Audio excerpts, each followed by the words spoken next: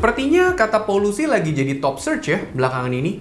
Jalanan yang penuh asap knalpot kendaraan, pabrik, bahkan kegiatan yang kelihatannya tidak berbahaya seperti memasak, itu bisa melepaskan polutan berbahaya ke udara. Polutan ini termasuk partikel kecil yang namanya PM2.5 dan gas seperti nitrogen dioksida. Sebagian besar dari kita pasti familiar dengan AQI atau Air Quality Index. Bahkan nilai kualitas udara di Jakarta sempat ada di urutan kedua setelah Dubai. Bukan kualitas udara baik, namun kualitas udara yang buruk. Jadi siapa sih yang paling beresiko tinggi terhadap polusi udara? Nah, ini yang paling dikhawatirkan oleh semua orang tua. Iya, karena anak-anak itu yang paling rentan. Gak jarang dari kita dengar bahkan alamin sendiri kalau anak itu batuk, pilek, nggak selesai-selesai. Baru sembuh bentar, udah sakit lagi. Anak-anak masuk ke golongan yang paling rentan terhadap dampak polusi karena organ-organ dan sistem daya tahan tubuhnya tuh masih berkembang. Paparan polusi ke anak-anak tuh bisa berkaitan dengan masalah kesehatan jangka panjang loh. Seperti asma, mengganggu pertumbuhan paru-paru, bahkan perkembangan kognitifnya juga. Resiko tinggi terhadap polusi juga terjadi pada orang tua atau lansia. Apalagi mereka yang memiliki penyakit bawaan sebelumnya. Semakin lanjut usia, semakin daya tahan tubuhnya juga lemah. Dengan terpaparnya lansia ini dengan polusi udara, kesehatan mereka bisa makin terganggu dan rentan terhadap infeksi pernapasan dan komplikasi lainnya. Nah, bagaimana dengan orang dewasa? Jangan pikir, saya udah lebih dewasa, udah lebih kuat lah. Paparan jangka panjang terhadap kualitas udara yang buruk pada orang dewasa ini berkaitan dengan peningkatan resiko penyakit kronis seperti penyakit kardiovaskular, gangguan pernapasan, dan bahkan jenis kanker tertentu. Emang efeknya apa dok kalau kita terpapar sama kualitas udara yang buruk? Lalu harus gimana nih selama polusinya kacau begini? Nah, nonton video ini sampai habis, jangan di skip karena saya akan spill nanti tipsnya seperti apa. Nah, paru-paru kita yang jadi organ untuk bantu kita bernafas adalah barisan pertahanan pertama terhadap polusi udara. Partikel-partikel bahaya di udara ini bisa masuk ke paru-paru bahkan sampai ke aliran darah. Nah, polusi menyebabkan resiko terkena ISPA atau infeksi saluran pernafasan akut. Jadi meningkat. ISPA adalah infeksi yang terjadi di saluran napas atas, yaitu di hidung, mulut, dan tenggorok. Nah, beberapa penyakit yang masuk ke dalam ISPA, misalnya seperti batuk pilek, sinusitis, radang tenggorokan akut, dan juga COVID-19. Nah, beberapa gejala ISPA antara lain seperti batuk, pilek, hidung tersumbat, sakit kepala, mudah capek, bahkan sesak napas, dan bisa muncul demam. Jika dibiarkan lama-lama, ini akan bisa menginfeksi saluran napas bawah. Akhirnya paru-paru kita kena. Jadi deh pneumonia. ISPA ini disebabkan oleh infeksi virus dan bakteri di saluran pernapasan dan sangat mudah menular dan dapat dialami oleh siapa saja, terutama anak-anak dan lansia, orang dengan imun tubuh yang rendah, penderita gangguan jantung dan paru, dan juga mereka yang merokok secara aktif. Gak sampai di situ aja, beberapa penelitian menunjukkan dampak polusi terhadap kesehatan organ lainnya. Penelitian menunjukkan paparan polutan bisa menyebabkan penyempitan pembuluh darah dan meningkatkan stres pada jantung. Ujung-ujungnya, kombinasi ini bisa meningkatkan resiko serangan jantung dan stroke. Polusi juga bisa berpengaruh ke otak manusia. Penelitian terbaru menunjukkan adanya korelasi antara polusi udara dengan penurunan kognitif, masalah ingatan, dan resiko peningkatan penyakit neurodegeneratif seperti Alzheimer. Kalau mau dilanjutin lagi, polusi udara ini bisa menjadi penghambat bagi pasangan yang lagi mau merencanakan punya keturunan loh. Penelitian menunjukkan bahwa polutan bisa mempengaruhi kesehatan reproduksi pria dan wanita, menyebabkan masalah seperti infertilitas, jadi susah punya anak, komplikasi kehamilan, dan bahkan masalah perkembangan pada bayi. Jangan lupa juga tentang organ terbesar kita, yaitu kulit. Minggu lalu ada yang share tuh, gimana kotornya kapas pembersih muka setelah dia naik motor. Nah, polusi udara bisa sampai merusak kulit, menyebabkan penuaan dini, jerawat, dan kondisi kulit lainnya.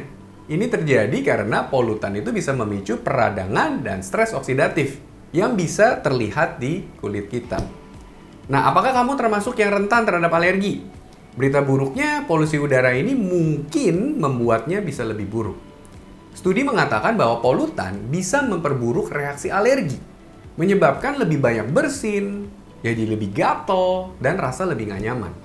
Jadi kamu yang merasa alergi jadi makin sembuh dan makin kambuh belakangan ini bisa aja dipicu oleh polusi udara nih. Kok dari tadi ceritanya yang jelek-jelek melulu sih, Dok? Jangan aku takutin dong. Nah, tujuan video ini dibuat adalah untuk mengingatkan kita semua, termasuk saya nih. Semakin kita paham dampak dari polusi, maka kita harus semakin termotivasi untuk melindungi diri dan orang-orang yang ada di sekitar kita. Jadi gimana, Dok, caranya? Supaya kita bisa melawan musuh yang nggak kelihatan sama mata kita. Nah, disinilah sistem daya tahan tubuh kita benar-benar berperan sangat penting. Mungkin kedengarannya klise, tapi dengan menerapkan gaya hidup yang sehat, itu bisa akan memberikan perubahan yang sangat besar. Yang pertama, kita harus perhatikan asupan nutrisi, karena dengan asupan nutrisi yang baik, itu akan meningkatkan daya tahan tubuh. Pastikan menu makanan kita itu kaya akan antioksidan dan banyak mengandung vitamin C, D, dan zinc. Kenapa C, D, dan zinc itu sangat baik untuk imun kita? Kita bahas satu-satu. Vitamin C. Siapa sih yang nggak pernah dengar soal vitamin C? Vitamin yang sangat kaya dengan nutrien ini bisa ditemukan di buah-buahan seperti jeruk, stroberi, dan atau buah beri lainnya. Nah, penelitian menunjukkan vitamin C ini bisa mengurangi efek inflamasi atau peradangan akibat polusi udara di dalam tubuh kita. Jadi vitamin C adalah antioksidan yang berperan seperti tameng untuk melawan stres oksidatif yang disebabkan oleh polutan. Vitamin C juga membantu menjaga sistem daya tahan tubuh kita. Yang kedua, vitamin D, atau yang kita sering dengan vitamin matahari. Vitamin D memang terkenal untuk kesehatan tulang. Tapi, vitamin D juga berperan untuk fungsi daya tahan tubuh. Penelitian menunjukkan kekurangan vitamin D bisa membuat kita jadi lebih rentan terhadap efek buruk polusi. Jadi, luangkan waktu untuk terkena sinar matahari yang aman, yaitu di bawah jam 10 pagi. Atau bisa juga kita tambahkan makanan yang kaya akan vitamin D, seperti ikan-ikan yang berlemak, produk susu yang diperkaya dengan vitamin D, dan juga jamur. Bisa kita tambahin ke yang kita makan sehari-hari. Yang ketiga, zinc. Nutrien ini tuh penting bagi daya tahan tubuh kita. Ini membantu sel-sel tubuh kita untuk berkomunikasi dengan efektif dengan satu dengan yang lain, mendukung produksi sel-sel daya tahan tubuh, dan membantu penyembuhan luka. Makanan kayak daging yang nggak ada lemaknya ya, lalu kacang-kacangan, biji-bijian, itu adalah sumber zinc yang sangat baik.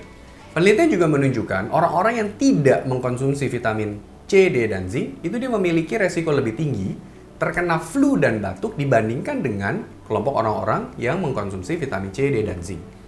Jadi sekarang diinget-inget ya, kalau lagi siapin makanan, baiknya isi piring kita dengan pilihan makanan yang kaya akan vitamin C, D, dan zinc. Tapi repot Dok, nggak bisa masak lagi. Pikirin makanan yang ada vitamin C dan zinc aja udah PR banget gitu. Nggak ada waktu untuk buat jemuran juga, karena takut kulitnya jadi gelap kalau kena sinar matahari, Dok. Memenuhi nutrien utama dari makanan itu memang penting. Tapi kalau tidak memungkinkan, seperti alasan-alasan yang kita sebutin tadi, apapun itulah, konsumsi suplemen juga bisa membantu bila perlu. Inilah kekuatan daripada vitamin C, D, dan zinc dalam memperkuat sistem daya tahan tubuh kita melawan efek polusi udara. Tips yang kedua, olahraga teratur. Olahraga teratur dapat bantu meningkatkan fungsi paru-paru dan sirkulasi, memberikan kita benteng pertahanan yang lebih kuat terhadap polusi. Yang ketiga, tidur 7 jam sehari. Tidur yang cukup memungkinkan sistem daya tahan tubuh kita itu berfungsi dengan optimal, dengan memproduksi sitokin, yaitu senyawa yang membantu melawan bakteri dan virus. Yang keempat, jangan lupa sama hebatnya kekuatan hidrasi. Minum air yang banyak, karena itu bisa menjaga saluran napas kita tetap lembab dan membantu tubuh kita untuk bisa membuang racun-racun itu lebih efektif. Nggak susah kan sampai di sini? Kemudian coba diperhatikan ruangan yang ada di dalam rumah kita. Kita bisa investasi penyaring udara atau namanya air purifier. Dan juga ventilasi itu juga harus baik. Karena ini bisa secara signifikan mengurangi polusi udara di dalam ruangan. Kualitas udara itu perlu diperhatikan bukan cuma di outdoor aja, tapi indoor pun juga sama pentingnya. Kalau pas zaman COVID dulu itu, udara bersih banget, langit tuh biru banget, polusi hampir nggak ada. Maka kita bisa buka jendela dan pintu supaya udara bersih itu masuk. Tapi kalau sekarang kondisi udara kita ini lagi penuh polusi, bisa dicek sendiri di aplikasi di gadgetnya masing-masing. Kalau udah warnanya orange atau AQI-nya 101 ke atas, tutup semua jendela, tutup semua pintu. Nyalain kipas dan AC dan air purifier deh di satu rumah. Untuk yang sering keluar rumah dan sudah mulai kendor pakai masker, yuk dipakai lagi maskernya. Karena ketika tingkat polusi udara itu tinggi, terutama selama kegiatan di luar ruangan, pakai masker ini yang memang dirancang untuk menyaring partikel, itu bisa memberikan lapisan perlindungan ekstra bagi paru-paru kita. Maskernya apa aja deh, masker yang paling tipis sekalipun itu juga udah bisa mengurangi polusi yang masuk ke dalam tubuh kita. Nah, kalau kamu yang merupakan penderita alergi, jangan lupa untuk menangani alergi dengan mengkonsumsi antihistamin generasi kedua seperti loratadin yang tidak memiliki efek samping bikin ngantuk dan cocok untuk segala jenis alergi agar aktivitas kita sehari-hari tidak terganggu. Dan jangan lupa untuk selalu jaga daya tahan tubuh kamu. Terakhir, kelola stres. Karena penelitian menunjukkan stres kronis itu meningkatkan kerentanan terhadap efek buruk polusi udara. Kita harus berdoa, bersyukur, meditasi, itu bisa mengurangi stres dan juga meningkatkan sistem daya tahan tubuh kita. Kesimpulannya, meskipun sekarang kita lagi menghadapi polusi udara sebagai tantangan yang baru, badan kita juga bisa melawan tantangan ini kok. Terapkan beberapa tips yang tadi sudah dijelasin ya. Tetap sehat dan jangan kendor, jaga imun.